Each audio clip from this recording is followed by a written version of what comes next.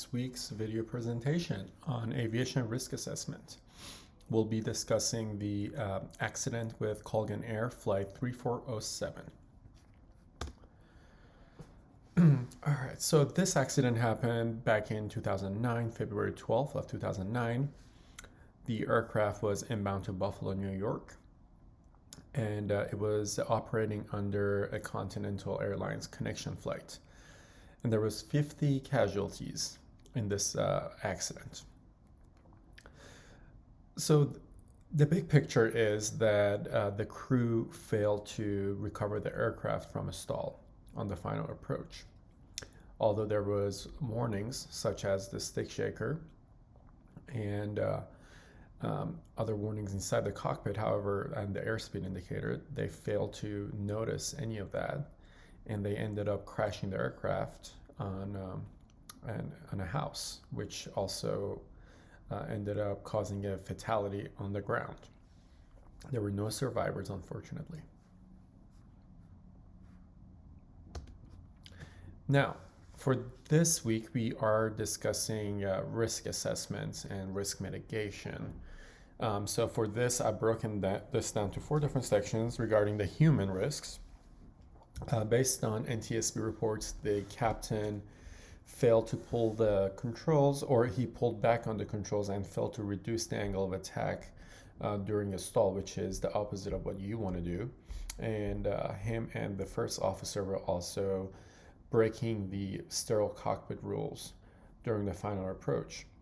Both first officer and the captain were fatigued from the previous night traveling and commuting to their workstation. And there's also some questions regarding their training. Apparently the captain had failed numerous check rides, and it was not reported. They falsified their documents. And also the NTSB found out later on that Colgan Air didn't have adequate training for their pilots after hiring them regarding stall recoveries. So this accident was it was huge for the aviation community because it changed a lot of things. And the FAA took that as a risk mitigation tactic by changing regulations. Now let's talk about the PAVE checklist. So for every flight, we want to apply the PAVE checklist. Especially for local flights, that should be enough. However, later on we'll discuss something even better. So as far as the PAVE checklist goes, yes, the pilots were high risk, failed check rides, fatigue, and also not following procedures. Aircraft, I would say that it's a medium to low. We're just going to go with medium for worst case scenario, just because the pilots didn't have enough training in that aircraft. The environment, high risk. It was icing conditions, IMC all the way through, and the pilots failed to monitor the aircraft properly. And external pressures, we'll give it a medium.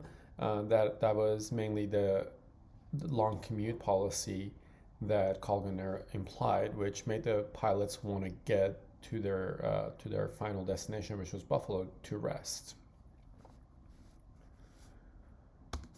Now, when I'm going to teach my students regarding cross-country flights or flights that are more than just a normal local flight, I want to implement the FRAT assessment that the FAA has on their website.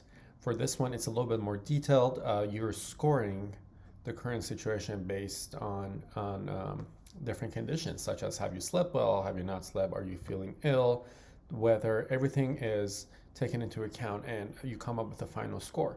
And depending on where your final score falls, you can rate the flight as safe or unsafe and decide if you want to proceed with it or not.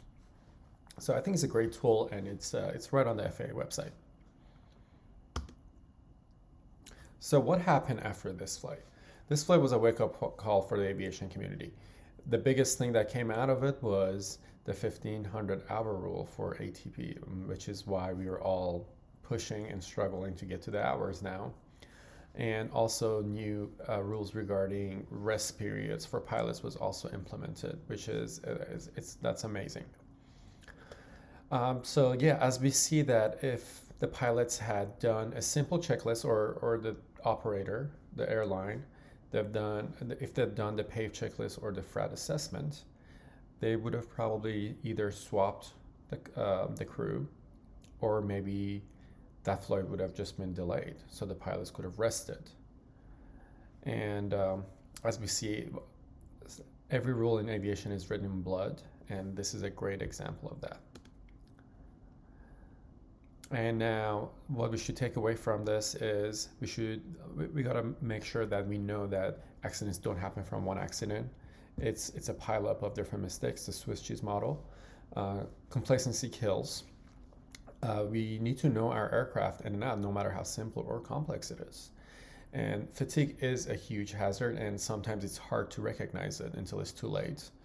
Oversight is a huge part of the aviation world. We can't just rely on integrity. We have to cross-check each other, and we need to use a framework such as the PAVE or the I'm Safe checklist to make sure that we are good to go. And I just want to leave you guys with Proverbs 1:32-33 that says, "For the waywardness of the simple will kill them, and the complacency of fool will destroy them. But whoever listens to me will live in safe and be at ease without fear of harm." All right, thank you, and y'all have a great week.